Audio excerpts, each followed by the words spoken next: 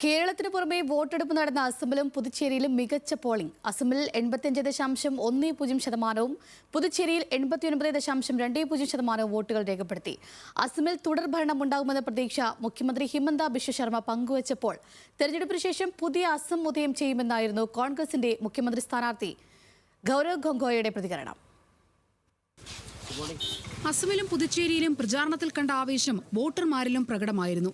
അസമിൽ നഗര-ഗ്രാമ വ്യത്യാസമില്ലാതെ രാവിലെ തന്നെ വലിയ പങ്കാളിത്തം വോട്ടർമാരിൽ നിന്നുണ്ടായി.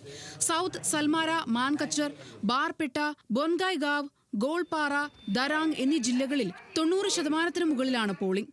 വമ്പൻ വിജയം നേടുമെന്നായിരുന്നു ഗുവാഹത്തിയിൽ വോട്ട് രേഖപ്പെടുത്തിയ ശേഷം മുഖ്യമന്ത്രി ഹിമന്ത ബിശ്വ ശർമ്മയുടെ പ്രതികരണം. നിർഭയവും ശക്തവുമായ പുതിയ അസം ഉയർന്നു വരുമെന്ന് കോൺഗ്രസ് നേതാവ് ഗൗരവ് ഗൊഗോയ് ആത്മവിശ്വാസം പ്രകടിപ്പിച്ചു.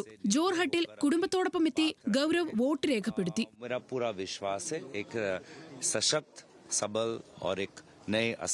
हमको आने वाले 4 तारीख को दिखाई देगा. ദിബ്രുഗഡ് ജില്ലയിലെ ഖോബാങ്ങിൽ ബിജെപി പ്രവർത്തകരും അസം ജാതീയ പരിഷത്ത് പ്രവർത്തകരും ഏറ്റുമുട്ടി.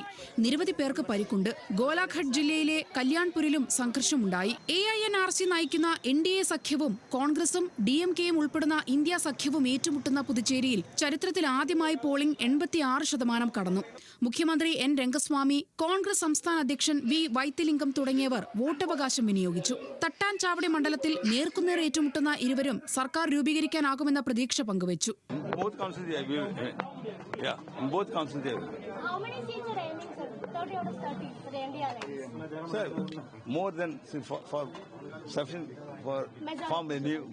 Today polling is good. It is favorable to our India alliance, particularly Congress DMK alliance is very good. Even the other constituencies also going on very good level. We will form the government in the May 4th. മണ്ണടിപ്പേട്ട് മണ്ഡലത്തിലെ തിരുക്കന്നൂരിൽ ഏറ്റുമുട്ടിയ Congress BJP പ്രവർത്തകരെ പിരിച്ചുവിടാൻ police lathi വീശി. National desk, news Malayalam.